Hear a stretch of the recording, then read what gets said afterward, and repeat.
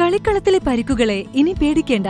എല്ലാവിധ സ്പോർട്സ് ഇഞ്ചുറികൾക്കുമുള്ള സമഗ്ര പരിഹാരം ഇവിടെയുണ്ട്. ABC orthopaedic hospital, near Kairali theatre, Calicut road, Manjeri.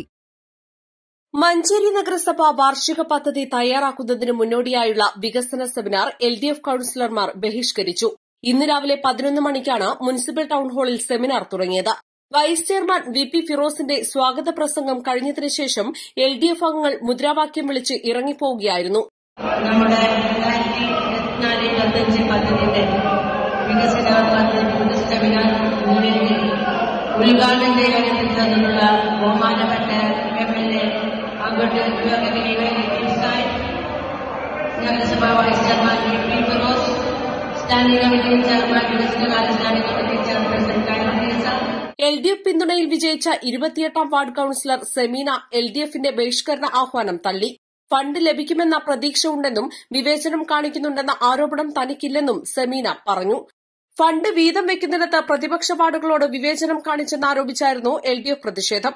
ഇടതുപക്ഷ വാർഡുകളിൽ വികസനം വേണ്ടെന്ന നിലപാടാണ് ഭരണസമിതിയുടേതെന്ന് പ്രതിപക്ഷാംഗം മരുന്നൻ സാജിദ് ബാബു പറഞ്ഞു. വികസന സെമിനാറിലേക്ക് ഞങ്ങൾ കൌൺസിലർമാരും അതുപോലെ ആസൂത്രണ സമിതി അംഗങ്ങളും വാർഡ് സഭയിലും തെരഞ്ഞെടുക്കപ്പെട്ട പ്രതിനിധികളും ഉൾപ്പെടെ എല്ലാവരും ഇവിടെ പങ്കെടുക്കാൻ വന്നിട്ടുണ്ട്. പക്ഷേ ഒരു ദയനീയ അവസ്ഥയാണ് നമ്മൾ സംബന്ധിച്ചത് കാണാനുള്ളത്. ഫണ്ട് വീതം വെക്കുന്നതിൽ വീതം വെപ്പ് എന്ന സംവിധാനം നമ്മുടെ തദ്ദേശ സ്ഥാപന നിയമത്തിലില്ല. ഏറ്റവും പരിഗണന കൊടുക്കേണ്ട റോഡുകൾക്ക് മെയിൻ്റനൻസ് ഫണ്ടാണെങ്കിൽ ഏറ്റവും പരിഗണന കൊടുക്കേണ്ട റോഡുകൾക്ക് പരിഗണന കൊടുക്കുക. പക്ഷേ നാട്ടിൽ നടന്നു വരുന്ന ഒരു പ്രക്രിയ എന്ന രൂപത്തിൽ ഒരു വീതം വെപ്പാണ് ഇവിടെ നടന്നു വരാനുള്ള കാലങ്ങളായിട്ട്. പക്ഷേ ആ വീതം വെപ്പ് ശരിയായ സർക്കാർ തീരുമാനത്തിന് വിരുദ്ധമാണ്. വീതം വെപ്പ് എന്ന സംവിധാനം നമ്മുടെ ആക്ടിനകത്ത് അല്ലെങ്കിൽ ഉത്തരവാദിത്വം ഇല്ല.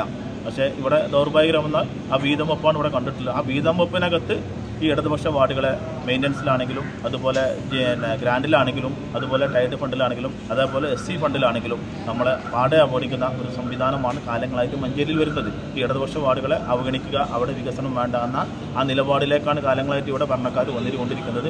പക്ഷേ ഈ വർഷം ഈ 2024-25 സാമ്പത്തിക വർഷം സ്വാഭാവികമായിട്ട് ഈ 2024-25 സാമ്പത്തിക വർഷം മാത്രമേ ഇനി ഈ കൌൺസിൽ കാലയളവിൽ നമുക്ക് ഇംപ്ലിമെന്റ് ചെയ്യാൻ കഴിയുള്ളൂ. അതേസമയം LDFന്റെ ബഹിഷ്കരണത്തിനെതിരെ വിദ്യാഭ്യാസ സ്ഥിരം സമിതി അധ്യക്ഷൻ യാഷിക് മേച്ചേരി അക്കമിട്ട മറുപടി പറഞ്ഞു.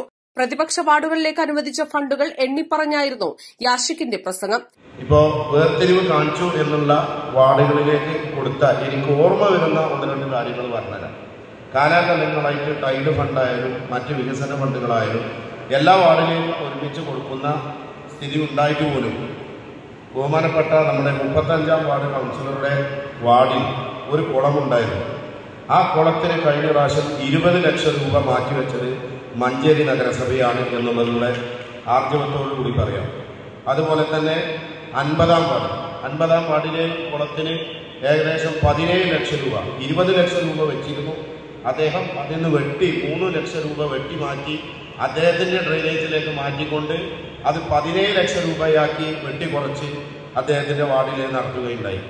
അതുപോലെ തന്നെ മഞ്ചേരി നഗരസഭയിൽ കഴിഞ്ഞ പ്രാവശ്യം സ്കൂളിന് സ്ഥലം വാങ്ങാൻ ഏക ഫണ്ട് വെച്ചത് മഞ്ചേരി നഗരസഭ ഫണ്ട് വെച്ചത് 35ാം വാർഡ് അരികട സ്കൂളിലാണ്. ഇത്തരത്തിലുള്ള ഫണ്ടുകളൊക്കെ വെച്ചിട്ടും ഈ LDF വാർഡുകളോട് വിവേചനമുണ്ട് എന്ന് പറയുന്നത് എനിക്ക് മനസ്സിലാവുന്നത് എന്താണെന്ന്.